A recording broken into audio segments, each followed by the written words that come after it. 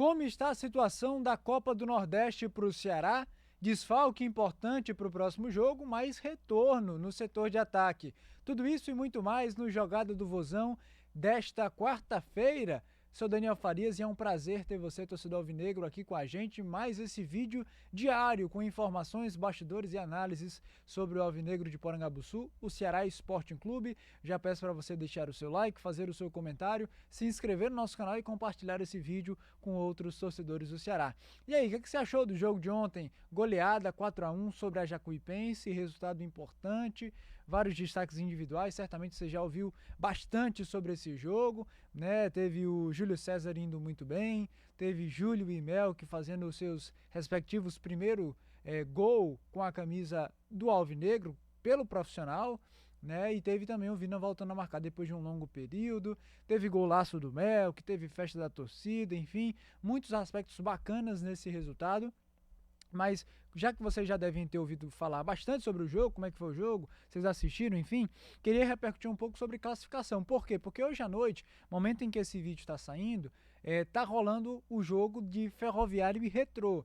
E é até um convite para você ficar de olho como é que tá esse jogo. Por quê? Porque é um jogo que interessa diretamente ao Ceará, que está lutando por essa classificação para o mata-mata da Copa do Nordeste, para a fase de quartas de final. Com a vitória do Ceará, ele chegou a 7 pontos. Hoje está na segunda colocação do Grupo C. Avançam 2 para a próxima fase. O líder é o Sport com 9, o Ceará é o segundo com 7, o terceiro é o Ferroviário com 6, o quarto é o América de Natal com 4 e o último é o Imperatriz com apenas 1 ponto. Ferroviário tem 6 pontos, está atrás do Ceará, mas ele tem um jogo a menos, está jogando agora contra o Retrô.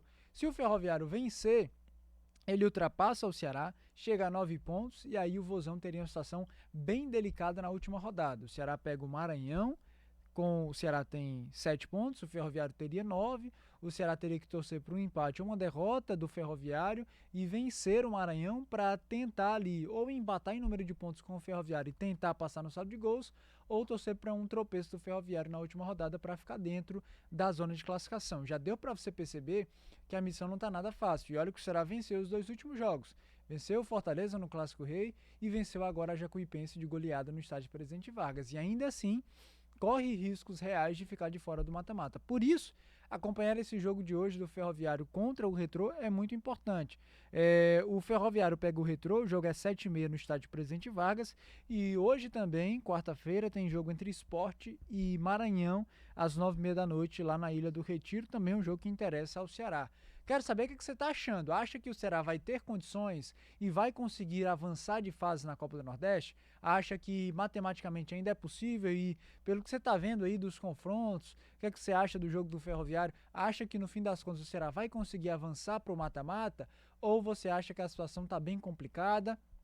E na verdade o Ceará, dividindo a atenção com Série B, Copa do Brasil, vai acabar ficando no meio do caminho da Copa do Nordeste. Quero saber o que você acha, deixa a sua opinião, deixa o seu comentário aqui embaixo, deixando o que você acha em relação à Copa do Nordeste. Mas agora, hora de virar a chave, deixar a Copa do Nordeste um pouquinho de lado nesse momento para focar na Série B do Campeonato Brasileiro, porque é lá onde o Ceará tem o seu próximo desafio, vai enfrentar o Londrina no domingo.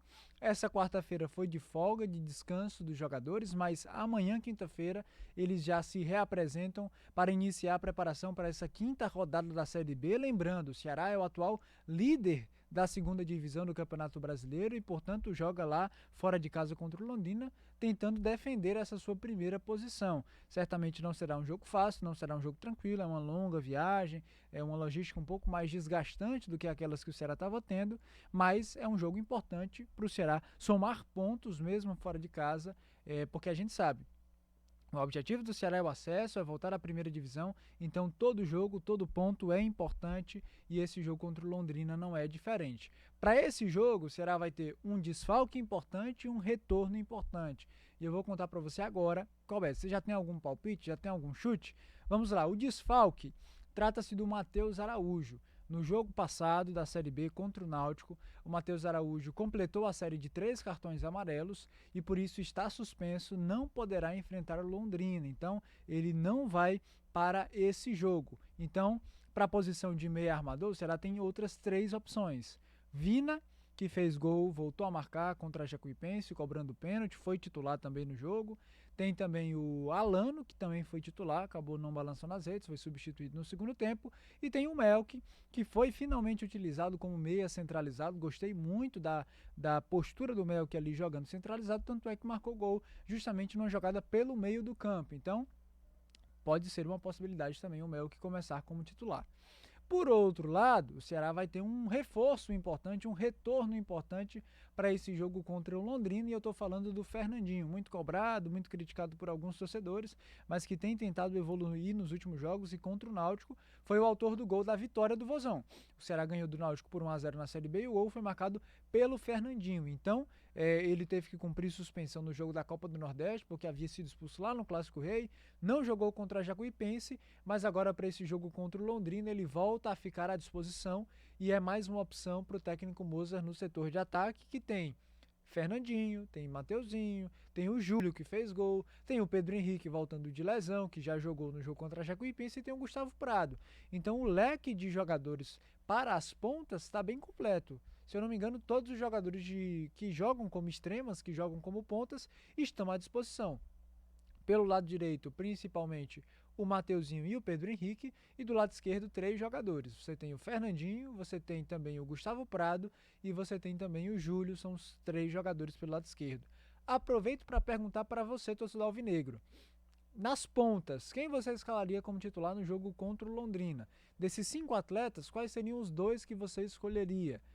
Lembrando, lado direito, Mateuzinho e Pedro Henrique, do lado esquerdo, Fernandinho, Gustavo Prado e Júlio. Quais seriam seus 2 pontas titulares para esse próximo jogo?